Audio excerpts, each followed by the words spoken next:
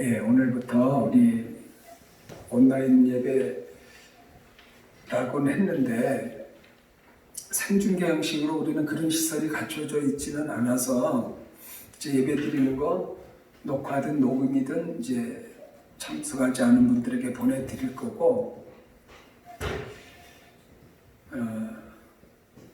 그저 협력하는 게 필요할 것 같다 해서 그저 같이 장로님들하고 의논한 거니까 다음 주도 오늘 오신 분들은 그대로 이제 오시면 됩니다.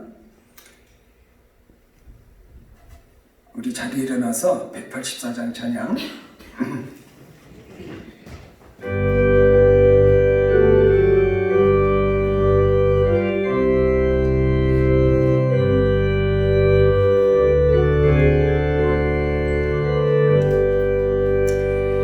불길 같은 주 소녀 간구하는 우리에게 지금 강림하셔서 영광 보여주소서. 성령이여 임하사 우리 영의 소원을 만족하게 하소서. 기다리는 우리에게 홀로 충만하게 하소서. 주의 재단 우리의 우리 몸과 영혼과 우리가 가진 모든 것 지금 바치옵니다.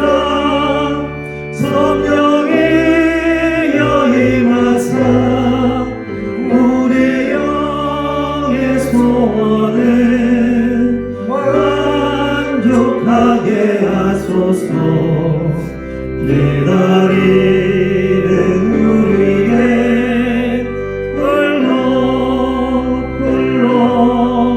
충만하게 하소서. 모든 것 다 바치고 비겁인 내 마음에 성령 충만하도록 주여 채워주소서. 성령이여 임하사 우리 영의 소원을 만족하게 하소서. 기다리는 우리에게 불러 충만하게 하소서. 구속하신 주께서 약속하신 성령을 믿고 간구하오니 지금 내려주소서. 성령이여 임하사 우리 영의 소원을 만족하게 하소서. 기다리는 우리에게 홀로 충만하게 하소서.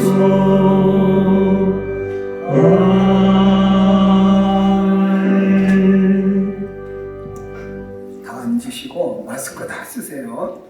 한 분도 빠짐없이 가져오신 마스크 다 쓰시기 바랍니다.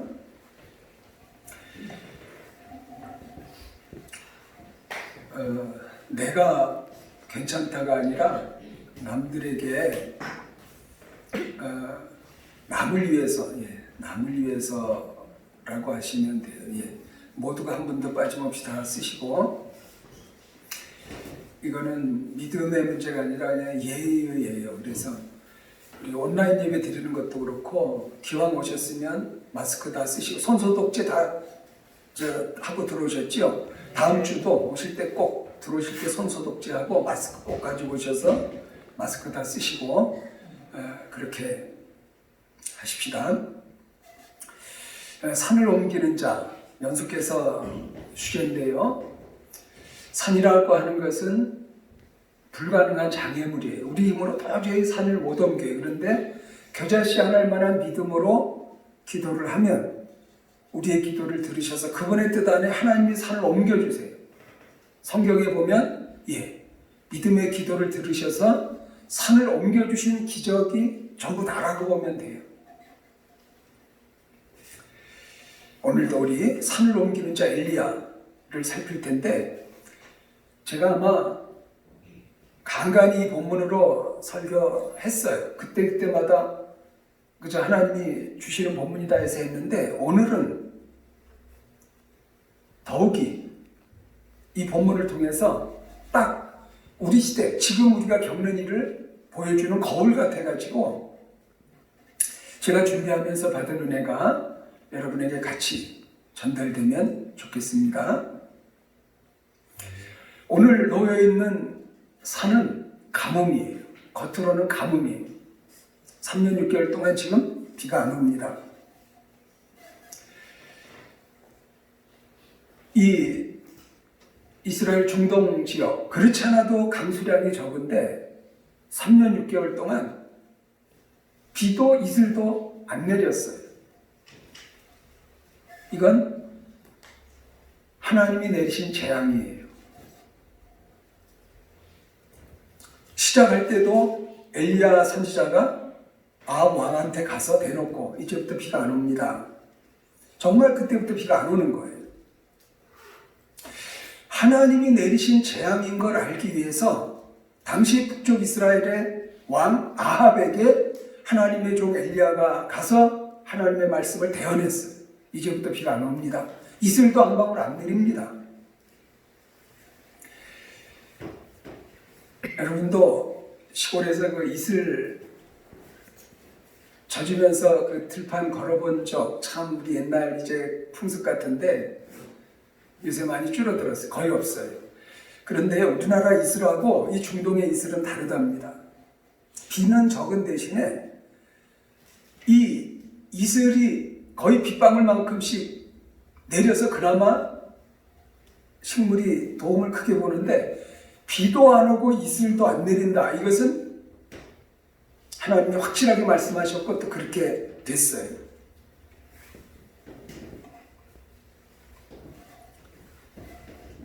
(3년 6개월이) 지났습니다. 하나님께서 또 엘리야 선지자에게 이제 가라. 아합에게 보여라. 가서 비가 내릴 거라고 전해라. 17장 1절인데요. 내가 섬기는 이스라엘의 하나님 여호와께서 살아계심을 두고 맹세하노니 내 말이 없으면 수년 동안 비도 이슬도 있지 아니하리라. 비와 이슬을 같이 언급을 했어요. 그런데 오늘 18장 1절에 많은 날이 지나고 제3년에 여호와의 말씀이 엘리야에게 임하여 이르시되 너는 가서 아합에게 보이라. 내가 비를 지면에 내리리라. 이때 당시 북쪽 이스라엘 아합 왕은 악한 왕 중에도 가장 넘버원입니다. 왕비를 이세벨이라고 결혼했는데 북쪽 이방인 딸이에요. 공주예요. 아주 바알의 전도자예요. 아합의 부인 이세벨이 오면서 왕궁에 전부 바알 우상단지가 다 차지했어요.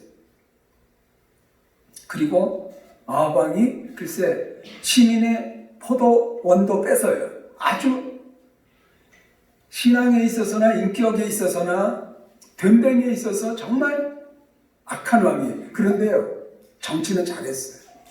이때 경제적으로 군사적으로 북쪽 이스라엘이 거의 전성기를 누리다시피 그러한 때예요. 하나님께서 이 아합 왕에게 비가 안 온다, 이제 비가 온다. 이 아합 왕이 이 기근의 때에 무엇을 했는지가 5절에 나옵니다. 18장 5절에 아합이 오바댜에게 이르되 이 땅의 모든 물 근원과 모든 내로 가자. 혹시 꼴을 얻으리라. 그리하면 말과 노새를 살리리니 짐승을 다 잃지 않게 되리라 하고, 가뭄이 지금 3년 이상 지속되니까 왕이, 그래도 왕이잖아요. 우리나라 조선시대 왕은요, 그래도 염치는 있었던 것 같아요. 가뭄이 오래되면요, 임금이 자기 밥상에, 수라상에 반찬가지를 줄이라고 그러는데요. 이 가뭄이 되면 아이고 왕인 내 죄다 이러고 자기를 살핀대요. 참 그래도 이 말은 동방예의지국의 왕의 처신이었던 것 같아요. 정치 지도자들은 예나 지금이나 국가적인 난제를 만나면 자기를 살펴요. 이 아합 왕도 이 정치는 잘하는 분이든지라 가뭄이 깊으니까 하는 일과가 물 찾으러 다니는 일이에요. 그런데 이렇게 가뭄의 때에 어디 가서 물을 찾아보자, 샘을 찾아보자 하면서 하는 얘기가 그리하면 말과 노새를 살리리니 짐승을 다 잃지 않게 되리라. 짐승 살리는 데 관심이 있어요. 바꿔서 말하면 뭐죠? 백성 살리는 데 관심이 없고 짐승 죽이면 안 된대요. 이렇게 이기적인 왕이에요. 더욱이 엘리야를 만났는데 엘리야를 만나자마자 하는 얘기가 이스라엘을 괴롭게 하는 자가 너구나, 드디어 만났구나. 17절에 보면 엘리야를 볼 때 아합이 그에게 이르되 이스라엘을 괴롭게 하는 자야 너냐? 무슨 말이죠? 아합 왕에게 와서 엘리야 선지자가 비가 안 옵니다. 그때부터 정말 비가 안 온 거예요. 그러니까 엘리야의 마음에, 이 아합 왕의 마음에 엘리야의 말을 듣고 비가 안 오는 것을 보니까 가뭄의 원인이 엘리야라고 본 거예요. 엘리야, 너 때문에 우리 민족이 이렇게 괴로움을 당한다. 남 탓을 해요. 왕이 돼가지고 가뭄이라고 하는 이 국가적인 재앙에 엘리야 탓을 해요. 뭐가 아쉽지요? 아합 왕이 이쯤 되면 자기 가슴을 치고 회개를 하고, 그래 나부터 하나님께 돌아간다. 우리 우상 다 버리자. 엘리야 선지자가 해준 말을 그대로 받아들이자. 이럴 위인이 아니었어요. 이 3년 6개월 비가 안 오는 이 가뭄의 때에 정말 온 들이 다 타들어가고, 아까 나온 것처럼 짐승에게 먹일 물이 없어서 짐승이 다 죽어가는 이때, 농사는 뭐 말할 것도 없이 엄두도 못 내고, 지도자 왕이 엘리야 탓을 해요. 너 때문에 우리 민족이 이렇게 고통을 당한다.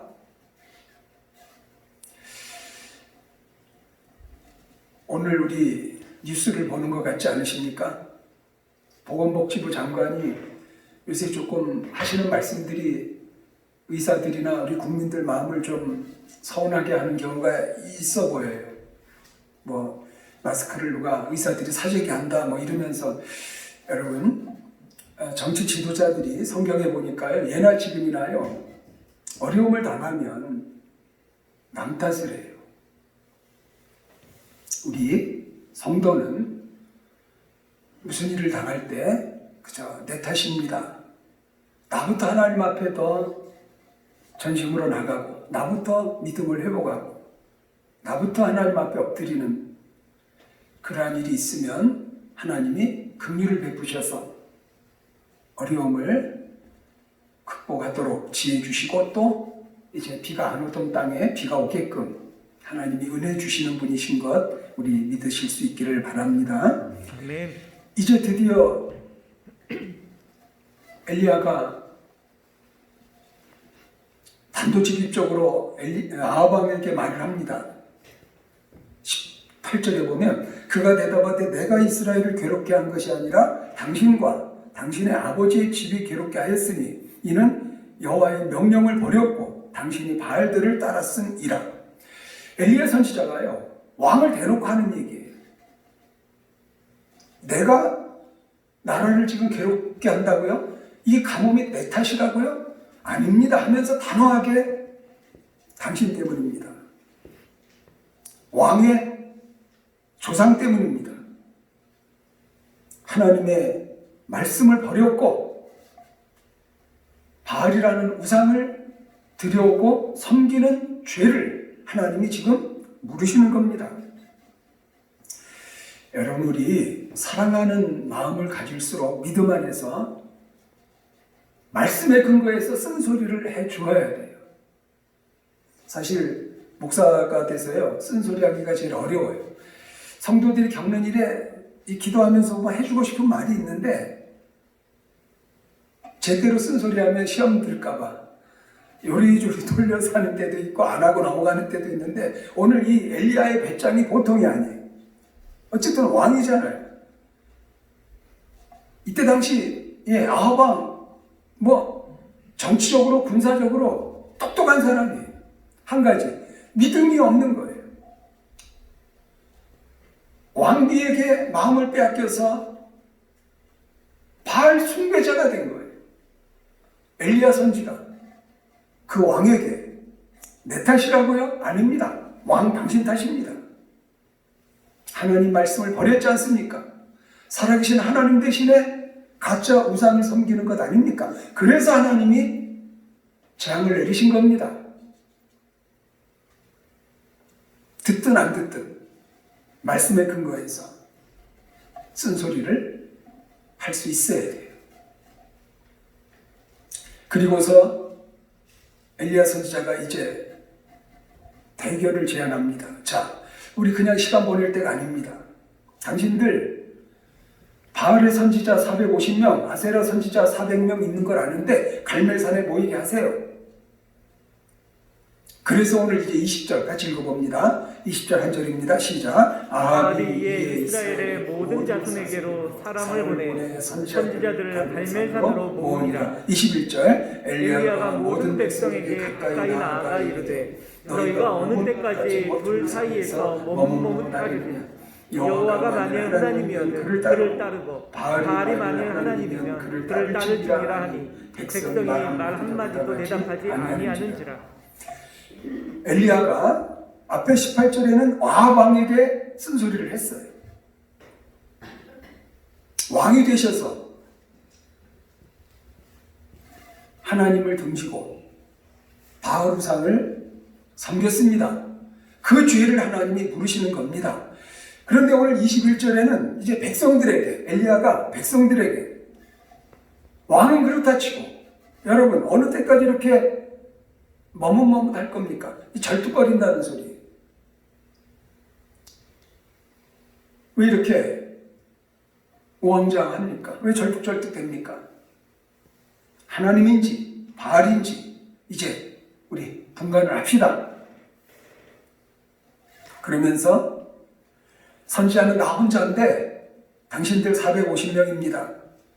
우리 송아지 하나를 받고 나는 나대로, 당신들은 당신들대로 제물로 송아지를 올려놓고 불을 내리는 기도를 합시다. 당신들은 당신의 신의 이름을 부르고 나는 여호와 이름을 부를 터이니 이에 불로 응답하는 신, 그가 하나님일 것입니다. 그랬더니 백성이 옳다 했습니다. 우리 24절 한 절 같이 읽겠습니다. 시작. 너희는 너희 신의 이름을 부르고 나는 여호와의 이름을 부르리니 이에 불로 응답한 신, 그가 하나님이니라. 백성이 대답하되 그 말이 옳도다 하니라. 백성들이요, 여기서 입이 열렸어요. 아까 왜 머뭇머뭇하려는 할 때는 백성들이 어땠다고 그랬죠? 21절에 한마디도 대답하지 아니했다고 그랬어요. 그런데 저 구체적으로 그럼 우리 대결하자 했더니 백성들이 다 대답하여 그 말이 옳다. 백성들은 말하기 쉬워요. 송아지 떠놓고 재물 삼고 거기 불을 내리는 신? 좋습니다. 그렇다면 우리가 확실히 바알이든 하나님이든 섬기겠습니다. 이제 부담은 누구한테 온 겁니까? 450명 바알 선지자들한테, 그리고 엘리야한테 이제 부담은 온 거예요. 무슨 부담이요? 누가 불을 내리느냐? 자, 우리 25절부터 바알 무당들이 이제부터 어떻게 하는지를 한번 봅니다. 읽겠습니다. 25절부터 쭉 시작. 엘리야가 바알의 선지자들에게 이르되 너희는 많으니 먼저 송아지 한 마리를 택하여 잡고 너희 신의 이름을 부르라. 그러나 불을 붙이지 말라. 그들이 받은 송아지를 가져다가 잡고 아침부터 낮까지 바알의 이름을 불러 이르되 바알이여 우리에게 응답하소서 하소서나 아무 소리도 없고 아무 응답하는 자도 없으므로 그들이 그 쌓은 제단 주위에서 뛰놀더라. 정오에 이르러는 엘리야가 그들을 조롱하여 이르되 큰 소리로 부르라. 그는 신인지 묵상하고 있는지, 혹은 그가 잠깐 나가는지, 혹은 그가 길을 행하는지, 혹은 그가 잠이 들어 깨어야 할 것인지 하매, 이에 그들이 큰 소리로 부르고 그들의 규례를 따라 피가 흐르기까지 칼과 창으로 그들의 몸을 상하게 하였더라. 이같이 하여 정오가 지났고 그들이 미친 듯이 떠들어 저녁 소재 드릴 때까지 이르렀으나 아무 소리도 없고 응답하는 자나 돌아보는 자가 아무도 없더라. 이제 엘리야가 맞잖아. 너희는 450명이다. 먼저 해라. 바알 선지자가 450명 한 마음이 돼서 바알의 이름으로 불을 달라고 구합니다. 시간이 제법 갔는데 아무런 조짐이 안 보입니다. 27절에 엘리야가 그들을 조롱한다고 그랬어요. 조롱이라는 말이 나와요. 너희들 목소리가 작은가 보다. 큰 소리로 불러라. 지금 묵상하시는지, 잠깐 외출 중이신지, 아니면 어디 지금 여행 중이신지, 아니면 그분이 잠들어서 깨워야 할지 모르니까 너희들 좀 큰 소리로 좀 외쳐라. 조롱을 했어요. 엘리야가 바알의 선지자들을 조롱을 했어요.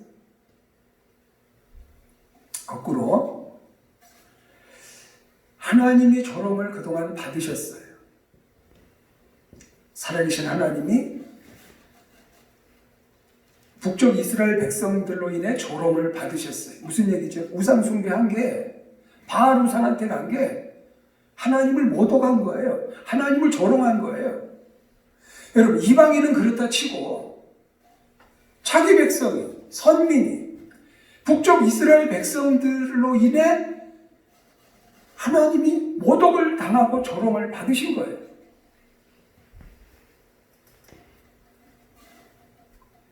저도요, 자존심이 꿈틀대는 때가 있어요. 저도 조롱받고 모독당하는 거는 무지 싫더라고요.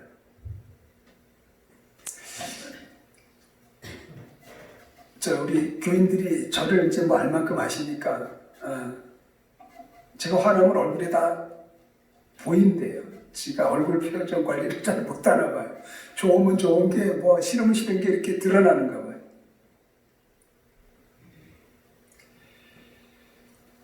사람도 조롱받고 모독당하는 게 싫은데, 여러분, 하나님은 그러면 모독당하고 조롱받으실 때 모르시면 하나님 아니시죠. 그런데요, 하나님과 우리가 다른 게 뭔지 아세요? 우리는요, 조롱당하고 모독받고 자존심 상하면 금방 얼굴이 울그락불그래. 그 사람 멱살 잡고 싸우고 싶어요. 그런데요, 하나님은 참으세요. 이게 이제 길이 참으세요. 하나님께서 조롱당하고 모독 받으실 때마다 그냥 우리처럼 울그락불그락 해서 정말 일을 저지르시면 세상은 벌써 끝났을 거예요. 하나님은 타락한 본성을 지닌 우리를 잘 아세요. 우리의 악함과 연약함을 다 아세요. 그래서 그분을 모독해도, 그분이 조롱받으셔도 참고 참으세요. 그리고 회개하고 깨닫겠지 기다리세요.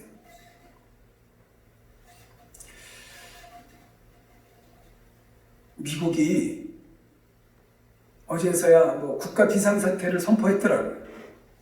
얼마 전만 해도 그 대통령이 뭐 대수롭지 않게 이 코로나19 대수롭지 않게 반응하다가 하여튼 또 뒷북을 친 게 틀림없어요. 국가 비상사태를 선포했어요.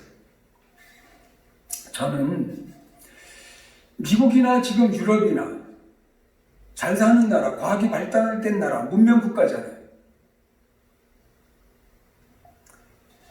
미국은 미국대로, 유럽은 유럽대로 기독교 국가인데 그들로 인해 하나님을 얼마나 조롱하는지. 여러분 뭐 중국 같은 나라는 사회주의 국가, 공산주의 국가, 뭐 교회를 핍박하고 이번에 뭐 우한이라는 데가 그렇게 바이러스가 시작된 게 거기서 그렇게 교회를 핍박하고 교회 그냥 박살을 내고 저 뭐 목사 선교사 그냥 교인들 그냥 그렇게 잡아들였대.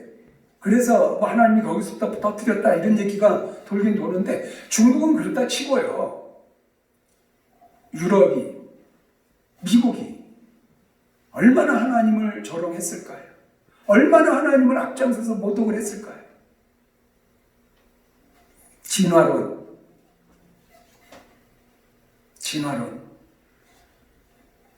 하나님의 창조를 부정을 해요. 그러면서 옥스퍼드 대학 비롯해서 똑똑한 정말 천재급의 교수들 책, 뭐 이기적인 유전자, 뭐 신은 없다, 뭐 신은 죽었다 대놓고 하나님이 그동안 많이 참으신 것 같아요. 그분의 조롱받음과 하나님을 그래도 기독교 국가들이 나서서 하나님을 모독하실 때도 하나님이 참으시다가 그러나 여러분 하나님도 뒤끝이 있는 거 아셔야 돼요. 그냥 무작정 참지 않으세요. 이번에 한번 손을 대신 것 같아요. 엘리야 때에 하나님이 자기 백성한테 조롱을 받은 거예요. 북쪽 이스라엘한테 하나님이 모독을 당하신 거예요. 십계명 중에 지난 다른 신을 두지 마라, 우상 섬기지 마라, 여호와 이름을 망령되이 일컫지 마라. 십계명 중에 1, 2, 3계명이 자기 백성 이스라엘에게서 무시당하는 거잖아요. 이스라엘 백성이 하나님이 모독받고 조롱받는 상황에 하나님이 참다 선지자들을 통해서 경고하시다가 한번 뒤끝을 지금 장렬시키신 거예요. 가뭄을 내렸어. 성경에 분명히 나와요. 하나님이 재앙을 내릴 때 세 가지. 전쟁과 기근과 전염병. 언제나 이게 한 케이스예요. 그 중에 하나. 이거 이스라엘 백성들 성경에 모르는 얘기 아니에요. 북쪽 이스라엘도 그렇고 아합 왕도 바알 전에 성경을 알았던 사람들일 거예요. 하나님이 뒤끝을 보이시면 참다 그러면 전쟁, 기근, 전염병 세 가지가 분명히 있다. 이거 알고 있었어요.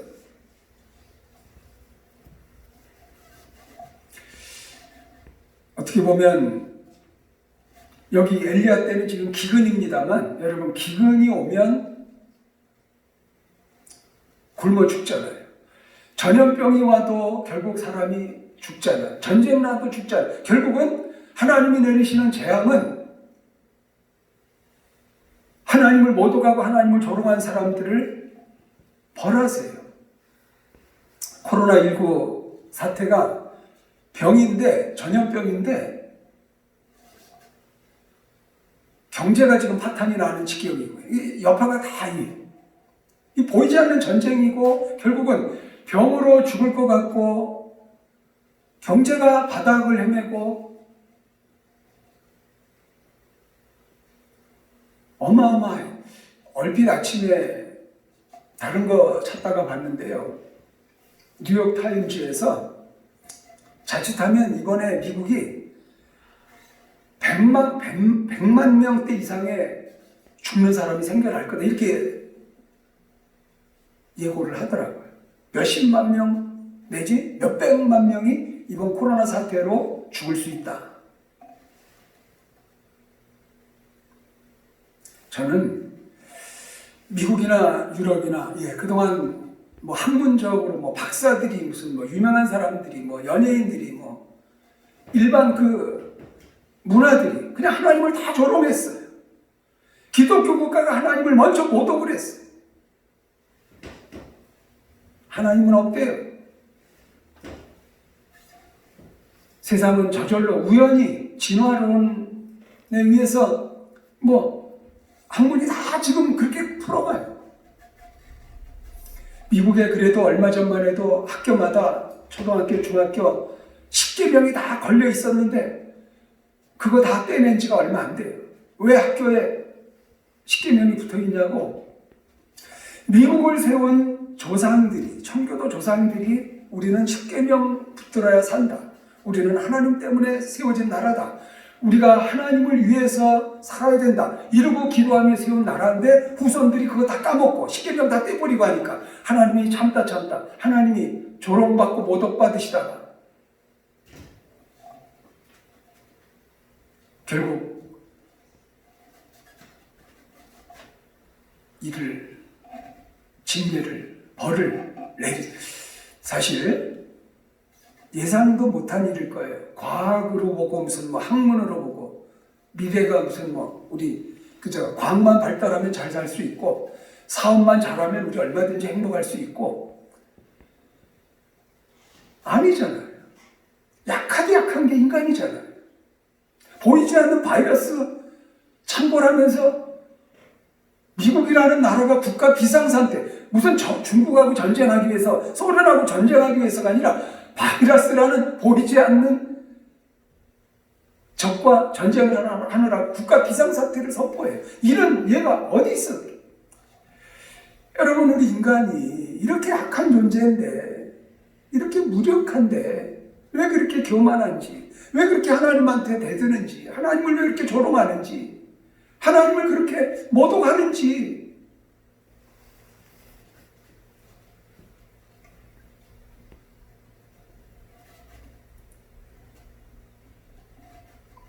우리 29절 한번 다시 끝절 29절 읽어봅니다. 시작. 이같이 하여 정오가 지났고 그들이 미친 듯이 떠들어 저녁 소재 될 때까지 이르렀으나 아무 소리도 없고 응답하는 자나 돌아보는 자가 아무도 없더라. 여기 아무도 없다. 450명 바알 무당들이 아침부터 저녁까지 그냥 구슬을 했는데 불이 안 내리는 거예요. 뭐라고요? 아무 소리도 없고 응답하는 자나 돌아보는 자가 아무도 없더라. 그러면 450명 바알의 무당들은 뭐가 되고 그 바알을 섬겼던 이스라엘 백성들은 뭐가 되는 거예요? 아무도 없는데 결국 가짜였는데 가짜에 지금 속아서 그동안 몸을 들이고 뭐 갖다 바치고 시간 들이고 뭐 한 거예요? 이번에 우리나라 경우는 절묘하게 코로나19와 그 신천지가 결합이 됐어요. 하나님께서 어떻게 이렇게 또 참 오묘하게 일을 하시는지. 여러분, 신천지 그 사람들 중에 진짜 그 피해자의 가족들이 소규모로 운동을 했었어요. 거기 들었다 억지로 나오거나 거기 들어간 아이들이 아직도 행방불명된 그런 일이 많으니까 가족들이 신천지를 향하여서 그동안 이제 공격을 했는데 이번에 이제 대대적으로 하게 된 거죠. 다른 얘기가 아니고 아무도 없더라. 신천지 그렇게 열심히 했는데 교주를 그렇게 하나님으로 섬겼는데 돌아온 게 뭐예요? 아무도 없더라. 아무 반응도, 아무 소리도, 아무 응답도 아무도 없더라. 여러분, 바알 우상의 실체나 지금 신천지, 사이비, 이단의 실체나 똑같아요. 아무도 없는 거예요. 가짜예요. 그런데 우리 타락한 본성을 지닌 우리가 미혹받아서 우리 욕심에 끌려서 하나님을 모독하고 하나님을 조롱하고 가짜 우상에게, 가짜 무당에게, 가짜 사이비에 전부 걸어요. 지나고 보니까 아무것도 아닌데, 아무것도 없어요. 만한 일이 어디 있어요?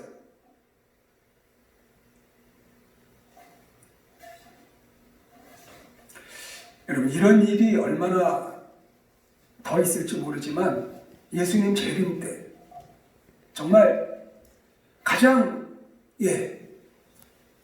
놀라운 그 현장이 재림 때 나팔 소리와 함께 온 천사들 먼저 부름받은 성도들과 함께 주님이 재림하실 때 성경에 분명히 있으니까 예수님이 이 땅에 오신다고 예언됐고 오셨어요. 성육신하셨어요. 3년 공생에 지내셨어요. 십자가 지고 죽으시고 부활하셨어요. 승천하셨어요. 그런데 그게 끝이 아니라 재림하신대요. 이단자들이 자꾸 재림의 날을 정해서 문제가 되는데 아무도 몰라요. 예수님도 모른다고 그랬어요. 재림의 날을. 하나님이 정하셔서 분명한 건 예수 재림의 날이 있어요. 그때에 하나님을 조롱하고 하나님을 모독하고 그렇게 교회를 욕하던 사람들의 표정이 어떨까? 정말 하나님은 살아계시고 말씀대로 정말 예수님이 재림하시는 그날이 분명히 있어요. 우리는 하나님의 살아계심을 분명히 믿고 그래서 우리 단계 넘어가야 돼요. 사실 신천지 사이비가 이번에 정체가 발각이 되고 그렇게 망하는 그런 과정을 보면서 우리 기성교회도 기성교회 성도들도 더 신천지 거기 속했던 사람들이 가슴 치는 것보다도 우리 기존 성도가 더 자기 가슴을 치며 우리 믿음을 제대로 정립하고 신앙생활 이거 대충 해서 되는 게 아니구나. 제대로 해야 되겠구나. 우리 이 마음 가져야 되는 거 맞습니다. 자, 30절 읽어보겠습니다. 30절 한 절. 시작. 엘리야가 모든 백성을 향하여 이르되 내게로 가까이 오라. 백성이 다 그에게 가까이 가면 그가 무너진 여호와의 제단을 수축하되. 여기 가까이 와라. 내게로 가까이 와라. 엘리야가 이제는 아합 왕 안 건드려요.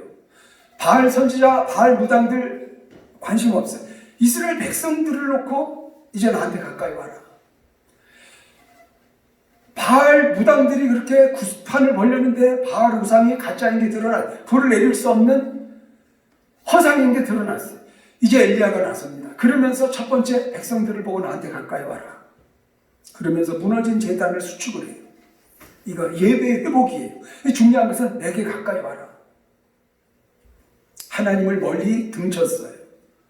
하나님을 조롱했어요. 우상에게 갔어요. 그런데 하나님이 엘리야 보내서 하시는 얘기가 뭐예요? 내게로 가까이 와라. 엘리야에게 가까이 오라는 게 아니라 하나님께 가까이 오라는 거예요. 하나님께 돌아오라는 거예요. 이제라도 이게 하나님 마음이에요.